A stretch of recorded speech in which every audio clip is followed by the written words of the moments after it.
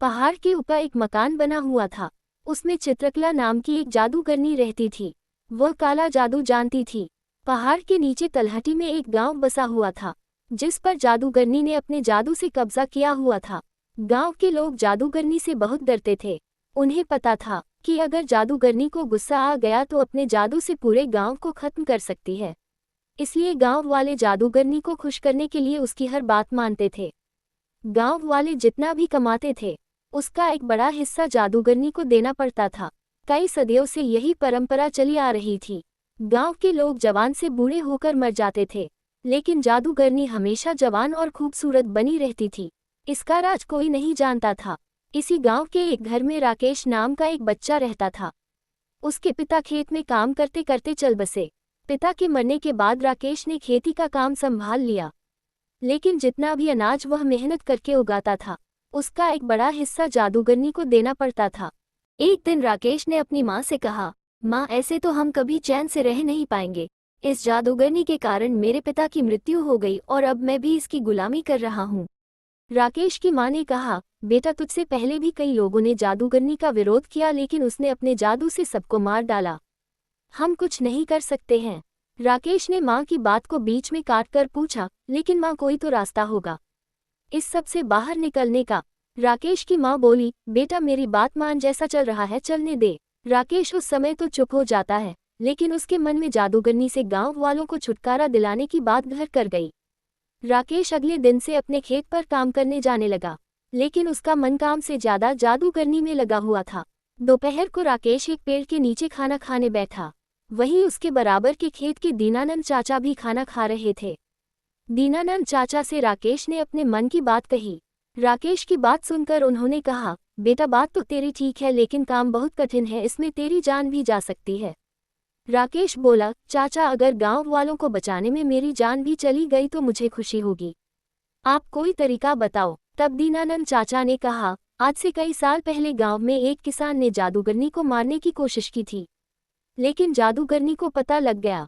फिर जादूगरनी ने उससे बदला लेने के लिए उसका सब कुछ छीन लिया और वह उसे मारने की तैयारी कर रही थी, लेकिन वह पहले ही गांव छोड़कर भाग गया। तुम उससे मिलो, उसका नाम गोपाल है। वह पास ही के एक गांव में रहता है, लेकिन वह किसी से मिलता नहीं है। राकेश बोला, लेकिन क्यों चाचा? दीनानंद जी ने कहा, बेटा, उसे डर है कि कहीं जादूगरनी ने उसे मारने के लिए न भेजा हो। राकेश ने सारी बात समझ ली। अगले दिन वह दूसरे गांव चल दिया। वहां वह गोपाल के घर पहुंचा। बहुत विश्वास दिलाने के बाद गोपाल ने राकेश से बात की।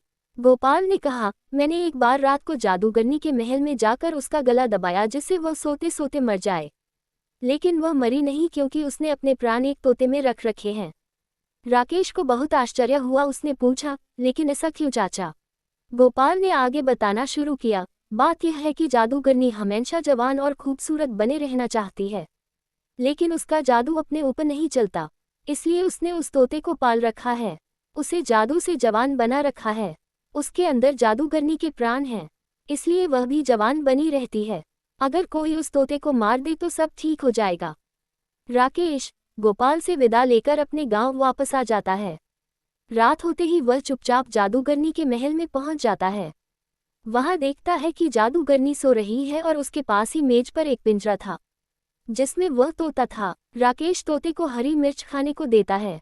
तोता बहुत खुश हो जाता है। फिर राकेश उससे कहता है, तुम कब तक इस पिंजरे में रहोगे? तुम चाहो तो मैं तुम्हें आज़ाद कर सकता हूँ। तोता बोला, मुझे कोई भी इस कैद से बाहर नहीं निकाल सकता। राकेश बोला, कोई तो रास्ता होगा। तोते ने कहा, अगर कोई मुझे मार दे तो मैं आज़ाद हो सकता हूँ। मैं मर गया तो जादूगरनी की जान चली जाएगी। उसकी जान जाते ही मैं दोबारा जिंदा हो जाऊंगा, क्योंकि मेरे अंदर दो जान है। राकेश ने पूछा, लेकिन तुम्हें कैसे मारा जाए जिससे तुम्हें तकलीफ न हो? तोते ने कहा, तुम किसी तरह इस कमरे में धुआं भर दो, दम घुटने से मैं मर जाऊंगा।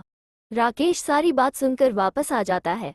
अगली रात वह जाकर देखता है जादूगरनी सो रही है। वो अपने साथ कुछ लकड़ियां लाता है, उन्हें जलाकर खिड़की से अंदर फेंक देता है, फिर खिड़की बंद कर देता है। धुएं से जादूगरनी उठ जाती है। वो पिंजरे को लेकर बाहर की ओर भागती है, लेकिन राकेश बाहर से दरवाजा बंद कर देता है। कुछ ही देर में तोता मर जाता है।